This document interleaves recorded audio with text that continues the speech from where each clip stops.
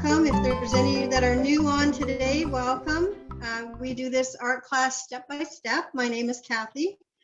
There is no pressure to get the perfect picture. We do what we can. It's about learning something new and trying some different techniques and being with like-minded artists. So what we'll need today are just some paper towel, 2 containers of water. One you'll keep clear if you can, and the other is for cleaning your brushes. Credit card or something, a gift card. Now I just cut one in half because it's an old one, my CAA card. But if you can just get yourself a card, because we'll use the edge to make, or you may use the sharp edge, but probably the corner, just to make some grasses. It's really easy to do with a nice edge. You can do it with a brush, but it's more fun with a credit card. We will not need a blow dryer because the process we're going to do will work one step at a time and let the outside edge dry. Let different places dry. We'll also, what else do we need? I think that's it. I think we're good to go. Colors are for the sky is cobalt blue, if you've got that, or a light blue. Ultramarine blue, which is a little bit darker for the water because we like to have the difference between sky and water.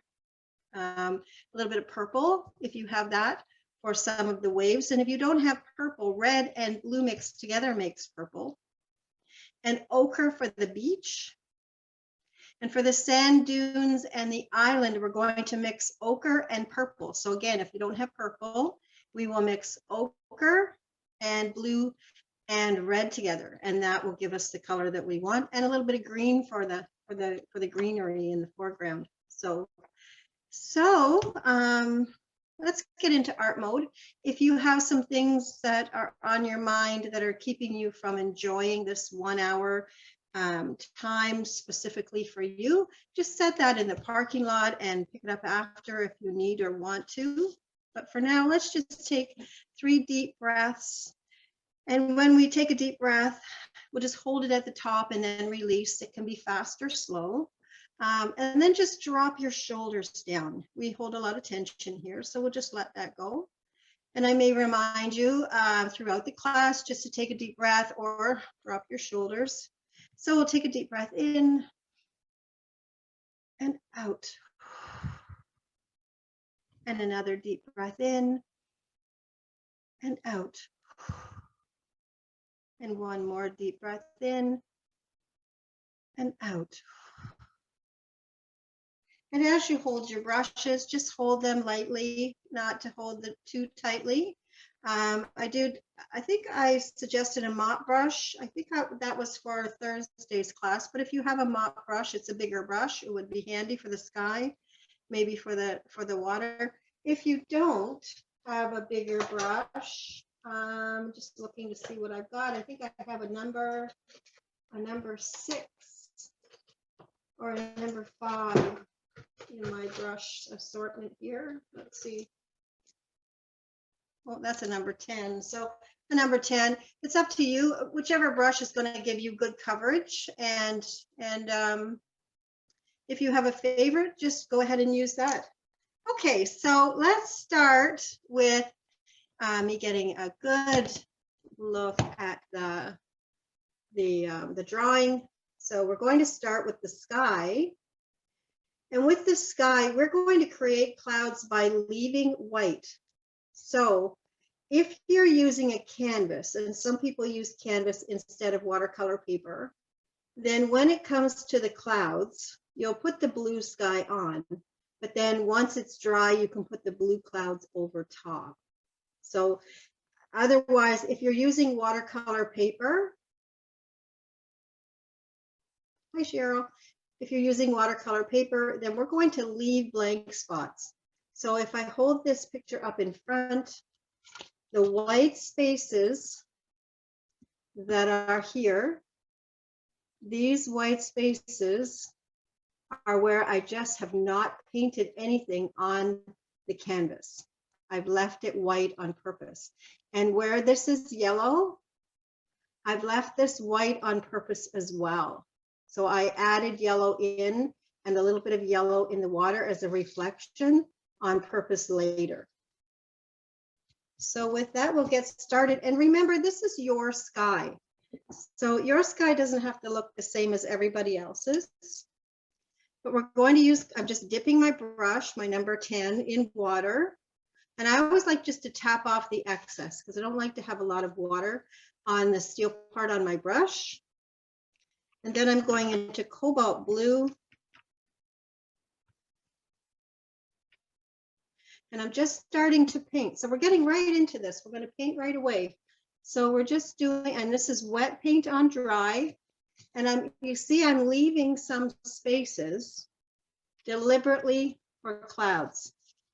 So I don't want to fill in every area. So it's going to look a little bit unfinished at the beginning. And even over where those bulrushes or where that is growing up in, and you can see it in the sky, we're going to go over that as well.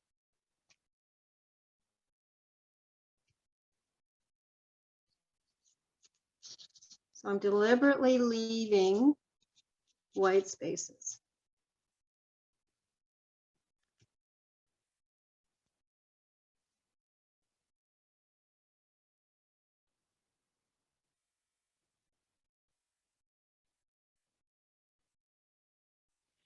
So I'll remind you, take a deep breath, drop your shoulders.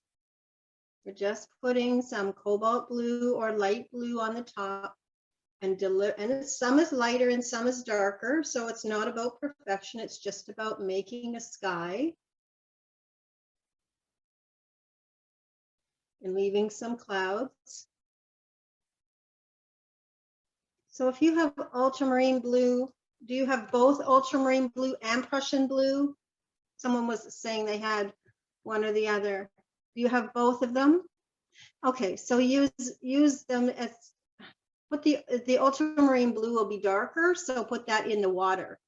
So put the Prussian blue up in the sky.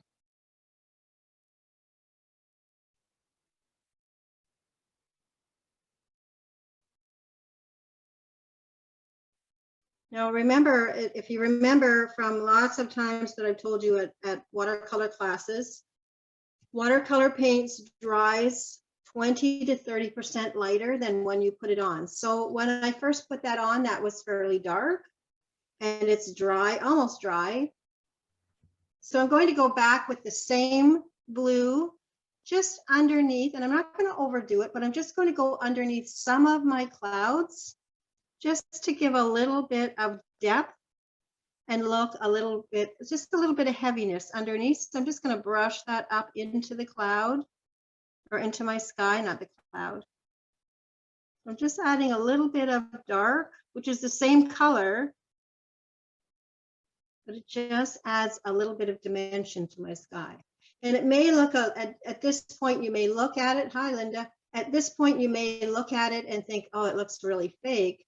But we are going to put the yellow, which is actually the ochre, in the sky before we're finished, which will add even another dimension to your sky.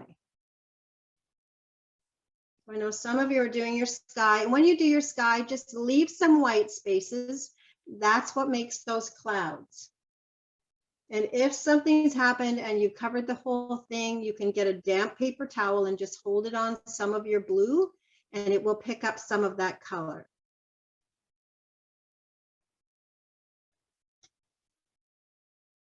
So rather than interrupt what we've got going on in the sky, we're going to move down to the beach with ochre.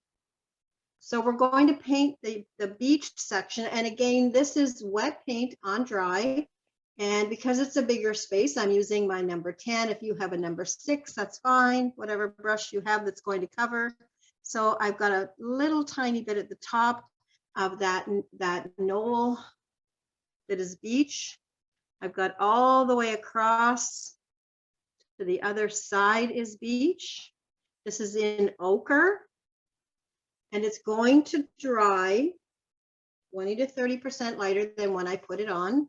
So I'm not worried that it's too dark right now. It looks a little bit dramatic, but even still, it's a nice color for sand. This is a true beach in Nova Scotia called Silver Sand Beach. I've been there many times. When you put your hands in the sand and take your hand away from the sand, you have silver speckles all over your hand, your skin. It's beautiful. It's called silver sand, but it's not actually silver. But when you take your hand away, it's like little silver flecks in your skin. It's beautiful.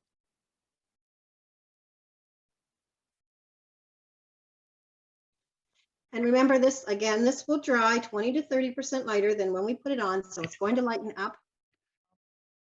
If your lines are not completely perfect, if it's lighter or darker in some areas, that's okay.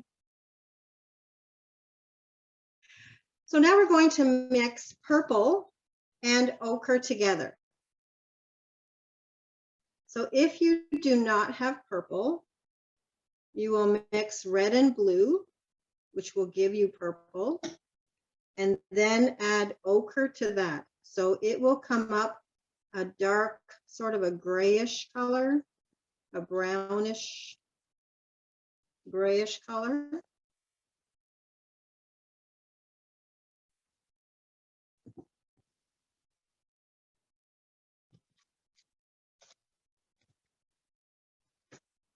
So if I mix purple and ochre together,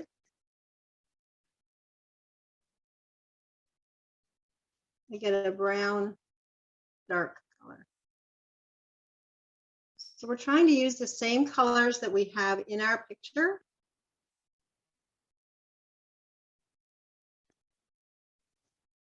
So now I'm going to take that color and I'm going to paint my little island. Now, the island is a straight line at the bottom. There is a white, there's white in the water below it. So we only want to paint the island. So we're just painting this little island. And we're leaving that white spot below it. So again, if it's lighter and darker in some spots, that's okay, because that's what land masses do. Sometimes they're a little bit darker, sometimes they're a little bit lighter.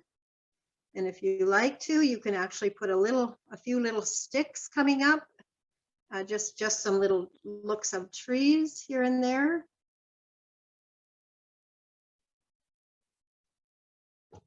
Again, this is your picture. Yes, it is Silver Sand Beach, but if you've never been there, you don't know exactly what it looks like. So you can add your own variation.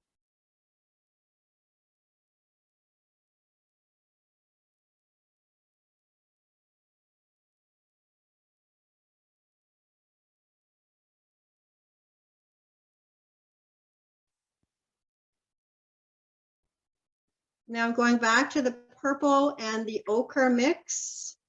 I'm going to make a bigger puddle because I need a little bit more. What I'm going to do is paint those two sand dunes at either side the same color.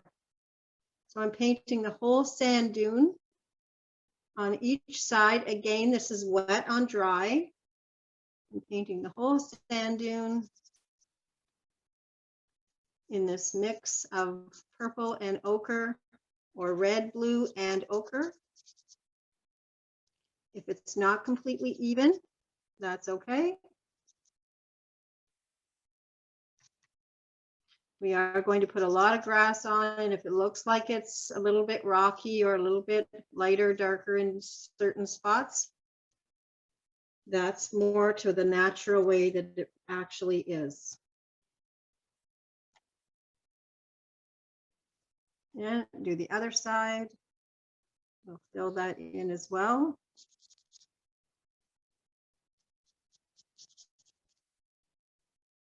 So relax your shoulders, take a deep breath.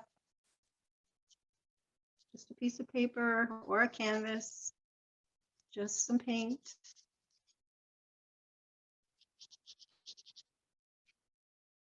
So, and you can see I'm just sort of getting it on there. It doesn't have to be, if I've got some lines in there, that's okay. I'm happy with that. Looks a little bit like a sand pile. Just blown in from the wind. So in the picture you were given, there should be some lines where the water is, or in the water. And those lines, when you put the ultramarine blue on, when it dries, you should still be able to see those lines. We will be able to paint dark over those lines, but please also notice that below where that island is, there's a line, and that line is going to stay white. So I'm going to pick up with my brush. You go switch now to my number 3 brush. I'm just getting a little bit of water on my brush, but this is wet on dry, and I'm only using my number 3 to show you where the lines are, and then I'll go back to the heavier brush because I just want to just do some outlining. So I'm going across the top of where the sky is. I'm coming down underneath that white break line.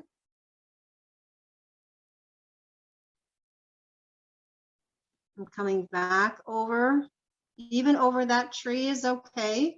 And I'm coming right to my outside line, right to the top, right to the outside.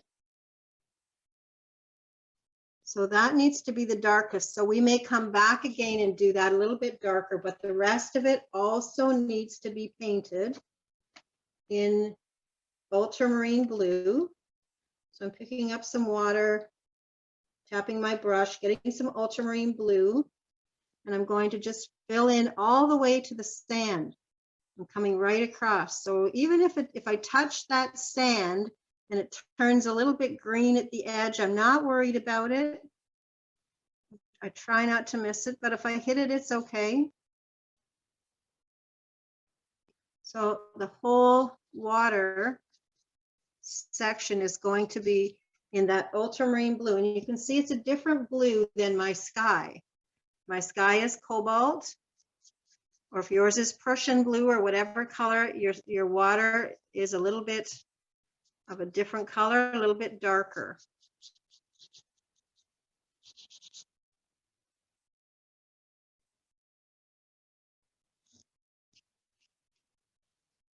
So, and if when I'm painting, I come back and forth and I have lighter or darker spots, again, that's also more natural to the true state of what water is like.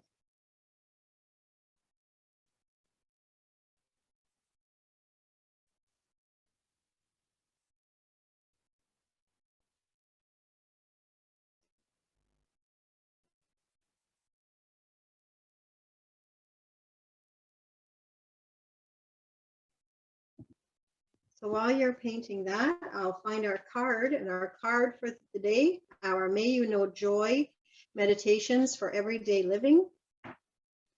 May you know the force of your creativity. There are so many colorful ways for you to express your ideas and your feelings and your energy. What colors will you use? How will you move? What mood will you evoke? How will it be different from yesterday? You are creating every moment of your life in everything that you do. You hold the palette and wield the brush. Be passionately creative. So may you know creativity.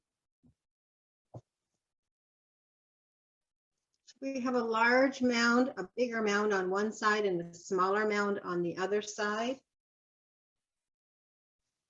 Where the small mound is, in the sky above it, where we have some white spots, we're going to use ochre and peek ochre out between the clouds.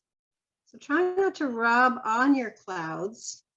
You can touch the edges, but go into the white space and just have that ochre peek out It's just peeking out a little bit.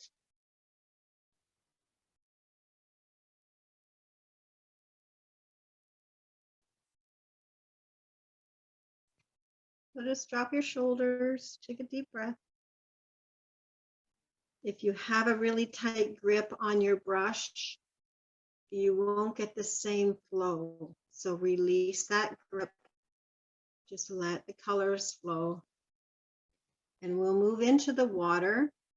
Because watercolor dries 20 to 30% lighter than when we put it on, and whatever color you put in your water, we're going to get some fresh color on my brush. I'm going to do the top of the water again in a fresh color, the same color that's in the water, only because it's fresh now, because it's even if your paint is just a little bit damp, by putting on that darker color, you'll see that what it does is it draws the eye to where the water and the sky meet. That's where the deepest part of the water is, the farthest away. It gives us nice dimension. And now we want to add a few of those waves in the darker blue. So we're just going on the lines that are there. If you didn't have the diagram, you can just follow along and just put in a few little waves. Not too many, but just a few little waves in the water.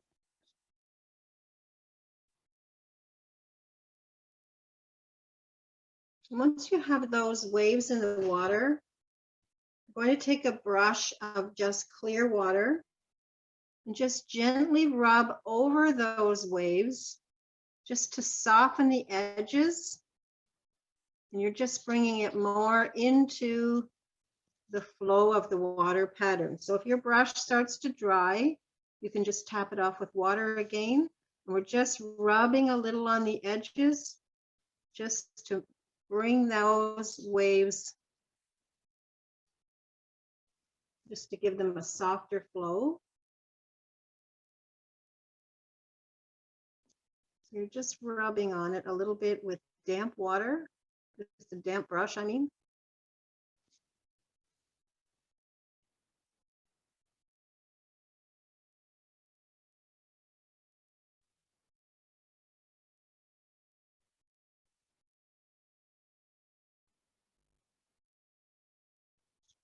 So I've just used a damp brush and just softened those waves. So let's work a little bit on that small sand dune with the green that we've got. And if you don't have green, yellow and blue makes green. But if you have green, the color of green I'm using, I don't know the name of it, I'm sorry, but it's this color green.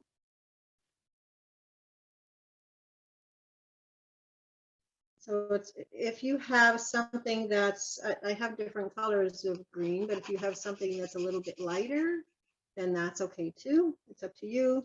If you have a green and you want to make it a little bit more mossy or olivey, you can add a little bit of ochre. So if you add ochre to your green, it gives you a whole nother color. So you can play with that. These will be your reeds coming out of the sand dunes. So we'll start with the brush, just putting some green at the bottoms of some of the lines that are in there.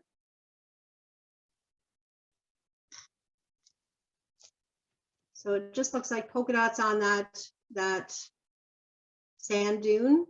And I'm going to use my credit card, the corner of my credit card, the rounded edge. And I'm going to start to pull up from the green. So if that green isn't wet enough, then I can just tap a little bit of water on there. Just tap a little bit of water. And then that will start to move. So it's a fun process to see how you can make some of these reeds.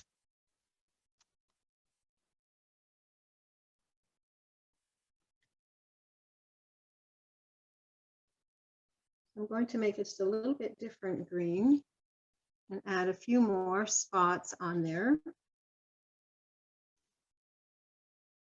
So it's not so polka dotty, because I want it to be full. I want it to look like that this grass is growing right out of the sand. So, and like I said, if it starts to feel like you're not getting anywhere with the credit card pulling, then add a little bit more water. It takes a little bit of practice, and you can make them quite high. And remember that when grasses grow, the wind blows them, so they go all different directions.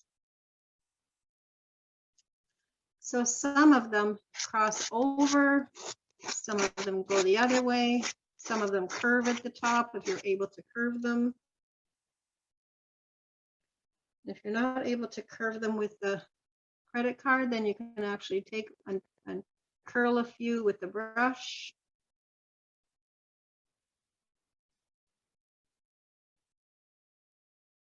But they go all, and you can use your brush at this point, but we've got the bases covered.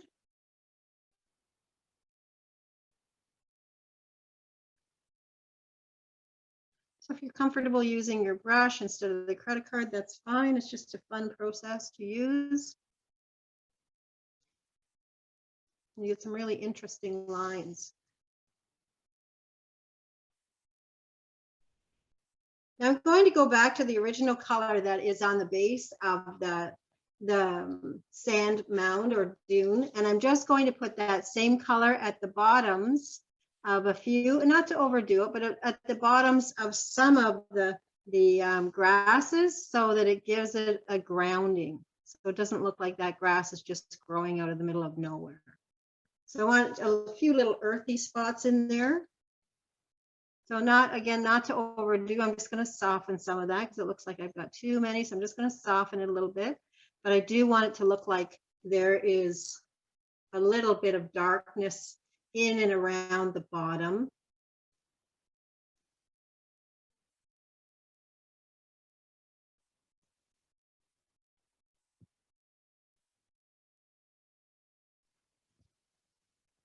And with that same color that we've got, that I said we would use that for earthy around the bottom, I'm going to put a few spots just at the edge of my island, and they look like little rocks in the surf, just to connect that. So they're very small dots. They're not anything specific. They just look like little rocks in and around that island, and just spaced, not even, just here and there. Some a little bit bigger, some a little bit smaller. Whoops.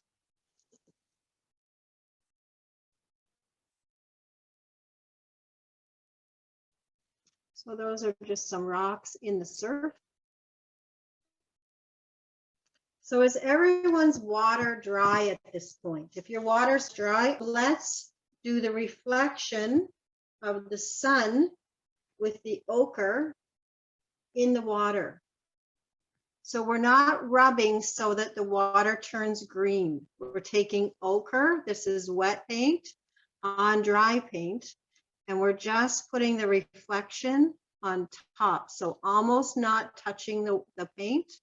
You're just using the tip of your brush just for a little bit of reflection in the water.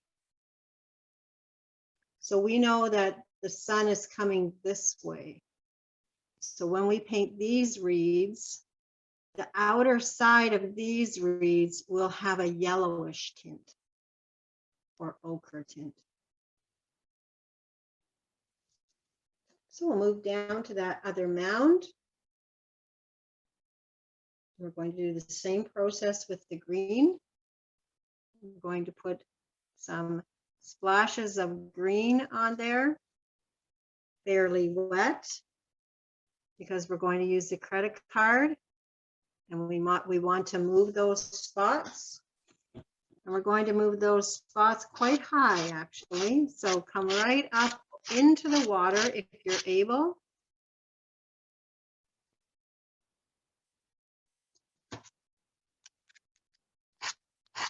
And we've got the diagram that shows us.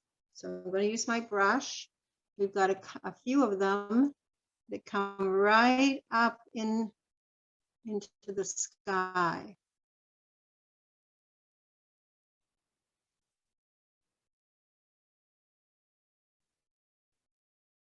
So they're coming right up, and I'm adding on to what was already there.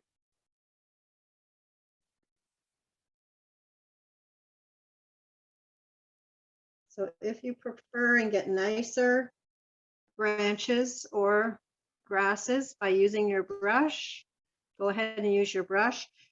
Just remember when you're doing your leaves that the wind is blowing from all different directions, and so your leaves are going to be going over each other and one way and then the other. It might be a clump goes one side, then another one goes a different direction.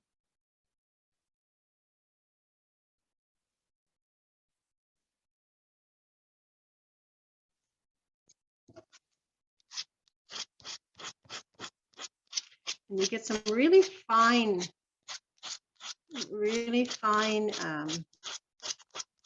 fine leaves when you use the credit card, and when you use it and it's just the right degree of wetness, you start to get these really nice white spaces in between. So it's almost like a tiger grass or leopard grass.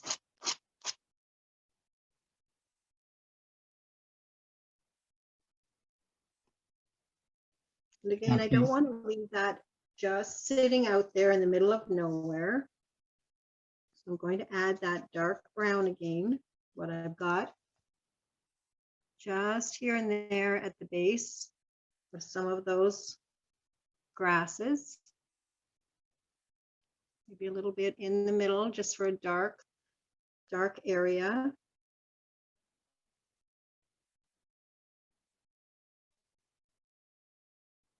Not to overdo it, but just to put some on, just for a nice.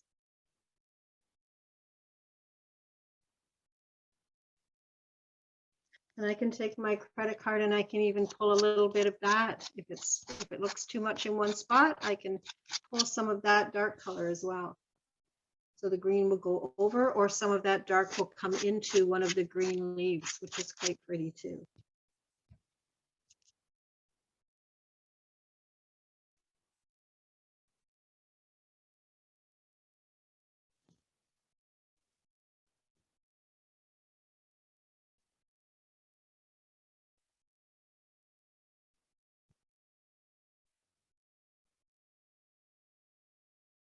It always adds a little bit, I find, if you put a little bit of a bead or a little bit of a little bit of a top on some of your grasses. So I'm just using my brush with the same green and just putting a little bit, a dot, almost like a bulrush, but in green, just on the tops of some of the grasses, just to bring them to life.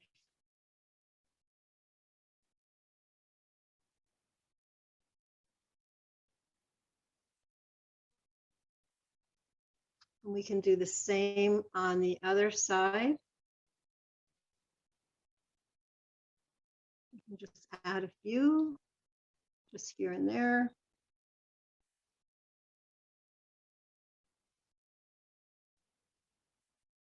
And because that's dry now, or close to dry, these new little buds or beads on the top will really stand out.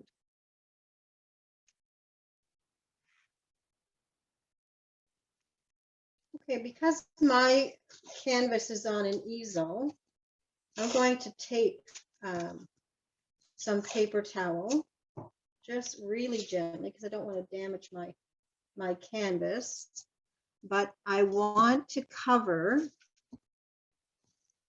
the spots where I don't want any dots. We're going to do some dots. So Patricia, this is where you need to cover your computer somehow. Put a piece of paper around it or something. So I'm just going to put some paper towel just around the edges because I want to put some dots now on my sandy beach.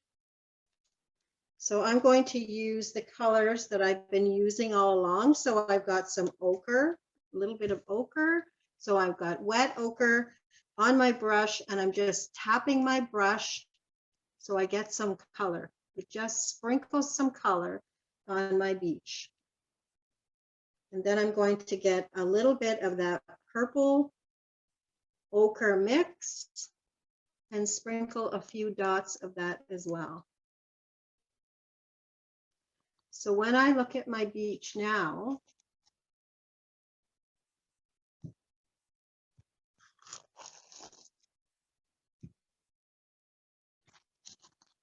my beach has a little bit of life to it. It's not so perfect.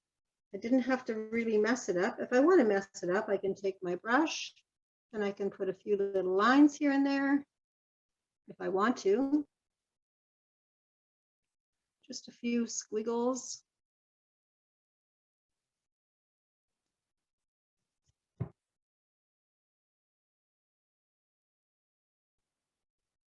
So wherever you don't want those dots, you'll need to cover.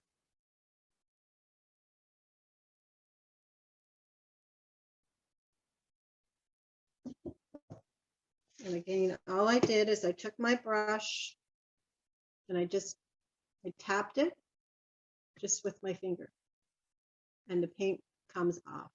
So as long as it's wet enough, you'll get some nice little sprinkles.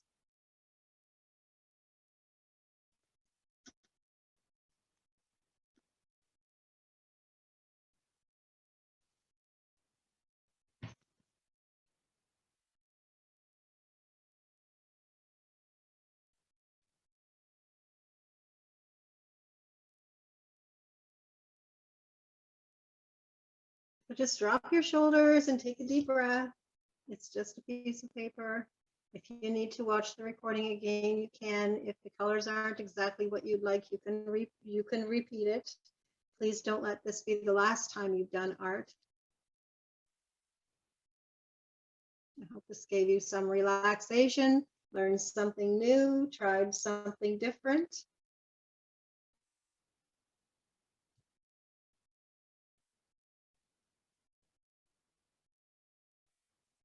Now, it wasn't in the original, but if you want to, you could do seagulls in your sky. That's up to you. Some people like to do that, give it a little bit of life. So in your sky, this is just a sky. If I used the same colors that are in my picture, I've got my brown that I used for the sand. So that was the purple and the ochre mixed together.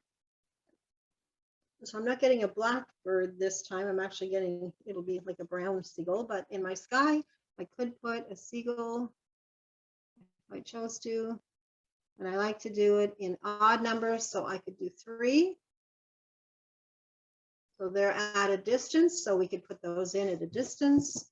And if you're going to put seagulls in this sky, take really good advantage of the white space.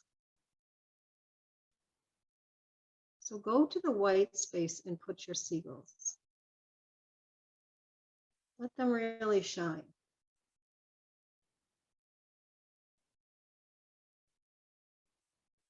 So, and if they're not dark enough for you, you can darken them up. Once they're dry, you can go over them again.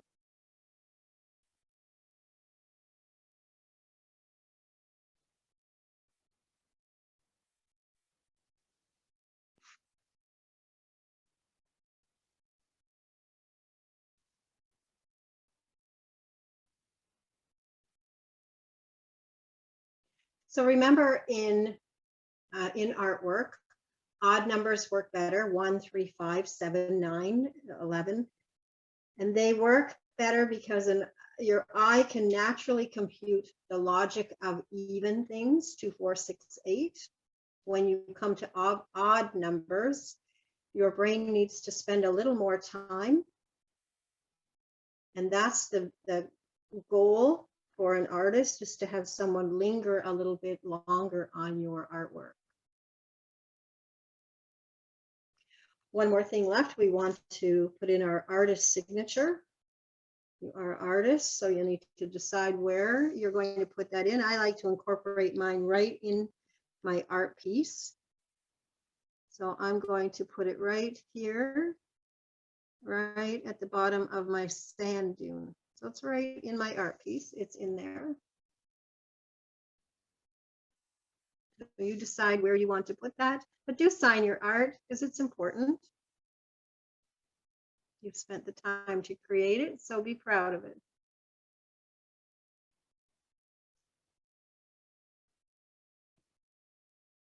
Now, if I remember correctly, I did tell you that we were going to put yellow, the ochre, on the one side of the leaves coming down from the one side, because that's where the sun was coming from. So I'll just add that in now on some of those leaves to give a glow from the sun.